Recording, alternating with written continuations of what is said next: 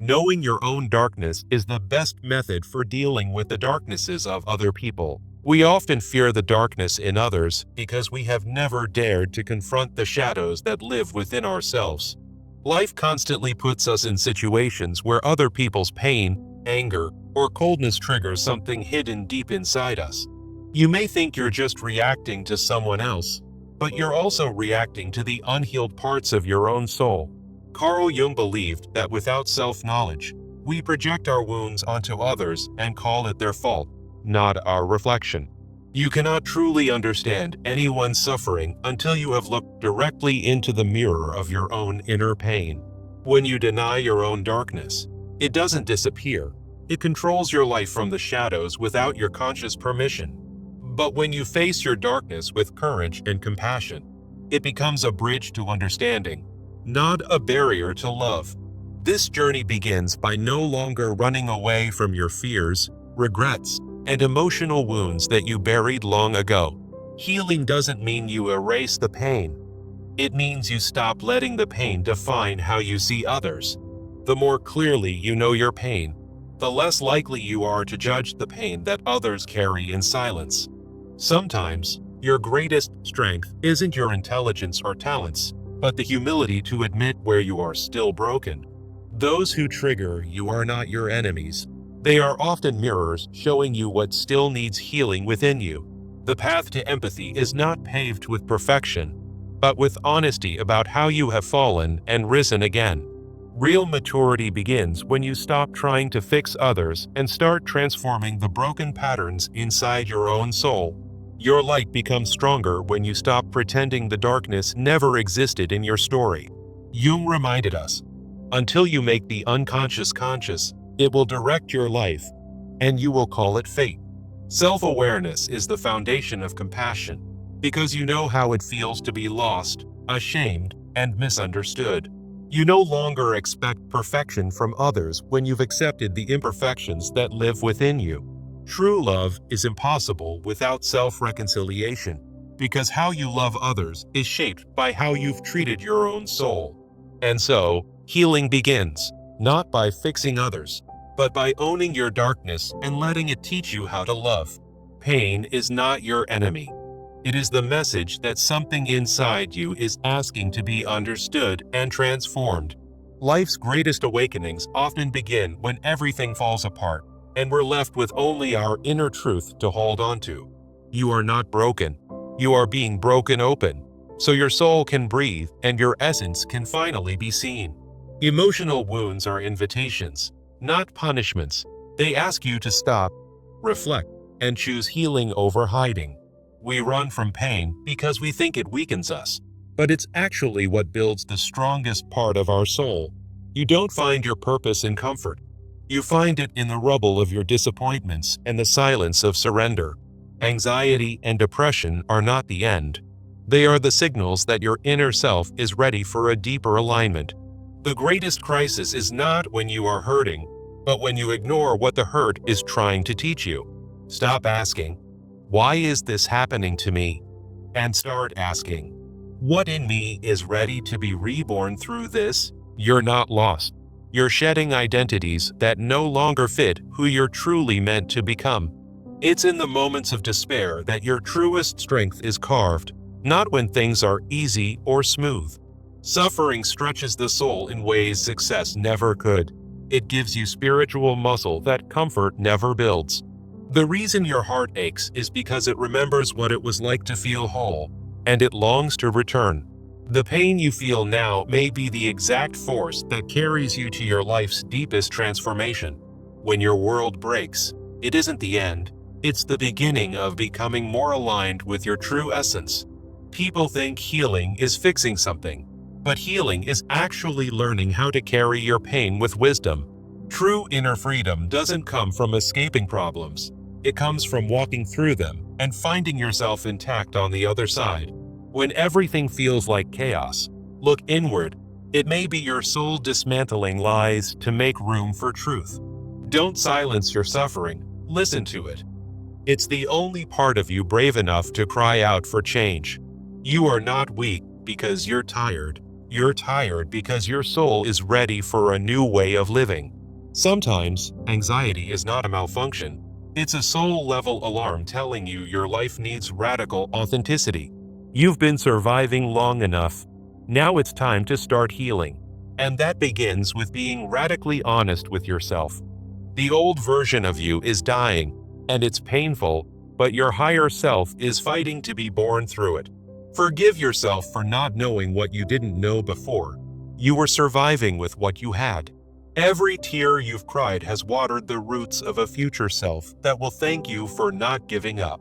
You don't have to rush your healing. The soul blooms quietly in spaces where there is no pressure to perform. What hurts now may someday become your greatest testimony of how light was born through your darkness. Sometimes we must be emptied of everything we thought we were, just to discover who we truly are. The path to peace is not paved with perfection. It is walked with presence, surrender, and trust in deeper timing. When the mind breaks down, the spirit begins to speak. Listen closely in the silence that follows your breakdown. Healing is not a straight road. It's a spiral that circles through pain, insight, growth, and compassion. You don't become whole by avoiding pain. You become whole by integrating it into your sacred becoming. Each emotional wound is a sacred doorway through which your higher self asks to step into the light. If you've lost everything, perhaps it's because your soul was ready to remember what truly matters. Depression is not a curse. It is often the soul's deep longing to live a life aligned with inner truth. Your breakdown is not your end. It is your body and spirit refusing to continue in a lie. Stop trying to be strong all the time. Real strength is letting the pain crack you open to grace. True transformation doesn't come from more effort. It comes from surrender, stillness, and truth. What if your pain is sacred ground, the soil from which your most powerful life will grow? Everything you are going through now will one day become part of your healing story for others. The worst days of your life might just be the foundation of your most meaningful evolution. Don't curse the dark seasons. They are where the deepest roots of the soul are formed. If everything feels broken, remember, new worlds are built only after the old ones collapse. You don't have to understand it all now. Just trust that no pain is wasted in the journey. The soul whispers in discomfort, and sometimes it must scream through suffering to be heard. What feels like the end may actually be your soul's invitation to begin again, stronger, wiser, truer. Let the pain teach you, shape you, soften you, but never let it define you. When it all breaks, build again, not with fear, but with the wisdom your suffering gave you. Your future self is waiting on the other side of this pain. Walk toward it with faith, not fear. Every emotional wound, though invisible to others, becomes a silent architect shaping the very structure of our inner life. Pain is not merely a punishment. It is a profound invitation to confront the illusions we've built around who we are. Most people try to numb their suffering, but true healing only begins when you allow yourself to fully feel it. The path to self-awareness requires walking through your shadows, not just celebrating your light or temporary moments of clarity. Depression is often the soul's way of demanding attention to what has been neglected for far too long inside. When anxiety whispers fear, it often carries messages from a part of you crying out to be seen and loved. Instead of asking, "Why am I broken?" ask, "What part of me needs to be reborn through this pain?" Repression doesn't protect you. It simply buries pain deeper until it returns louder, sharper, and more confusing. Carl Jung believed suffering brings clarity because it destroys false identities and forces us to discover our authentic self. Every breakdown you've experienced is a message. Something in your life is out of alignment with your deeper truth. Many run from discomfort, not realizing that what we avoid becomes the very prison we live within daily. The longer you delay facing what hurts, the more disconnected you become from your soul's true direction. Consciousness requires sacrifice. You must leave behind comfort, denial, and illusions to awaken something eternal within you. Real growth starts the moment you stop blaming others and take responsibility for what your pain is trying to teach. There is wisdom in your sadness, and if you listen closely, it will guide you to deep, necessary transformation. Anxiety is a signal, not a flaw. It tells you that something vital is being ignored inside your emotional landscape. Suffering humbles us. It shatters the ego's illusions and reconnects us with a truth deeper than surface happiness. You were never meant to stay in the dark, but you were meant to discover what your darkness contains. True healing begins not with escape, but with acceptance of your brokenness as a sacred starting point. Your past pain doesn't define your worth. It's a map pointing toward the places that long for your compassion. Do not judge your struggles. They are not a curse, but a curriculum designed for the evolution of your soul. Pain is the universe's way of awakening us to parts of ourselves we've neglected, denied, or buried in fear. Many try to fix the outside world while ignoring the storms raging quietly inside their own hearts. You cannot heal what you refuse to acknowledge, and silence only makes suffering more powerful over time. Emotions are not enemies. They are messengers sent by the soul to guide you back to your center. Carl Jung taught that wholeness comes not from perfection, but from integrating the parts of us we once rejected.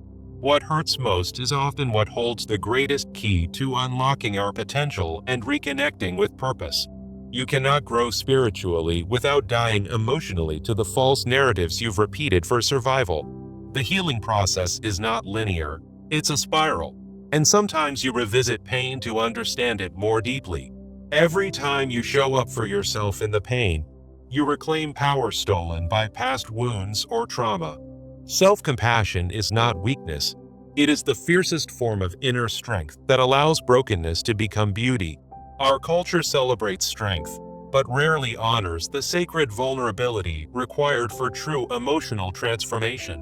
When you learn to sit with your sadness, you realize it holds more truth than any surface-level happiness. The soul doesn't evolve through comfort.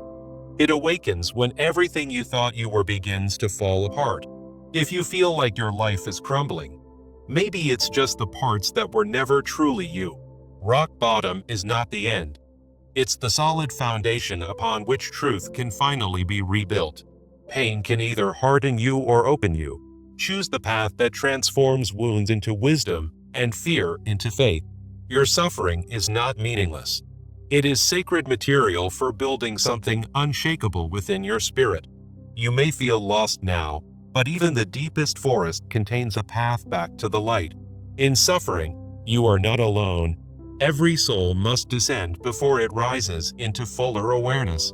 You weren't born to stay asleep. You were born to awaken through every trial that forces you inward. Let pain purify you, not destroy you, and become the force that deepens your connection with all that matters. Real transformation is not about fixing who you are. It's about remembering who you were before the world broke you. The process of healing is brutal, holy, exhausting, and liberating, often all at once in the same breath. When you stop running from discomfort, you meet your most powerful teacher, the truth of your authentic self. Darkness isn't the opposite of light. It's the doorway through which light becomes fully appreciated and understood. Jung reminded us that the shadow, when embraced, becomes the gold of human potential. No external success can substitute for the peace that comes from confronting your deepest wounds with honesty. If you allow pain to teach, not torture, it becomes the most trustworthy guide toward inner maturity. The journey is not to escape pain, but to uncover the meaning that pain was always pointing you toward. True healing begins not by judging others, but by looking inward and facing the broken parts of ourselves we've long tried to ignore. The shadows you see in others are often reflections of the shadows you've refused to meet within your own soul. Compassion isn't born from perfection. It grows when you learn to sit quietly beside your own woundedness without shame. When you befriend your inner darkness, you stop being afraid of the pain in others. You learn to walk with them, not above them. Those who have never explored their own suffering cannot offer real understanding to those drowning in it. You cannot guide someone out of the night unless you've taken a few steps into the darkness yourself. Every scar you carry holds the wisdom someone else is praying for, if you dare to share it without pretending it's gone. We don't earn the right to help others by having it all together, but by being honest about the fact that we don't. The parts of you you've buried, rejected, or hidden, those are the keys to connecting with someone else's deepest pain. Don't run from your darkness. Learn its language, its patterns, its triggers, and it will teach you how to be gentle with others. You are not weak because you struggle. You are strong because you return to yourself again and again, despite the weight. No healing is linear, and no soul is without a storm. When you know that, you stop expecting others to be sunny all the time. Judgment fades when you've seen how fragile your own heart can be under pressure. Before you can love someone at their worst, you must recognize what your own worst has looked like. The more you understand your pain, the less you fear the pain of others. Emotional maturity isn't about never being hurt. It's about not transferring your hurt onto other people. Your trauma is not your fault, but your healing is your responsibility and your greatest offering to the world. You can only meet others in their depths if you're brave enough to visit yours first. The light you give becomes real when it's forged in the fire of your own suffering. Those who walk through darkness without denial become safe places for others to rest their wounds. We become dangerous when we don't know our own shadows. We project them. We fight them. We hurt others with them. Self-awareness is a quiet kind of power. It doesn't shout, but it heals in places no one sees. Understanding your darkness helps you hold space for someone else's rage, confusion, or sadness without trying to fix it too fast. There is a sacred silence between two people who both know pain. It doesn't need words, only presence. When you've cried in the dark long enough, you stop mocking those who do the same. The more you learn to sit with your own grief, the more present you become for the grief of others. You don't have to be fully healed to help someone. You just have to be willing to walk with them through the mess. There is no greater empathy than that which rises from someone who has tasted sorrow and still chooses love. Your darkness isn't something to get rid of.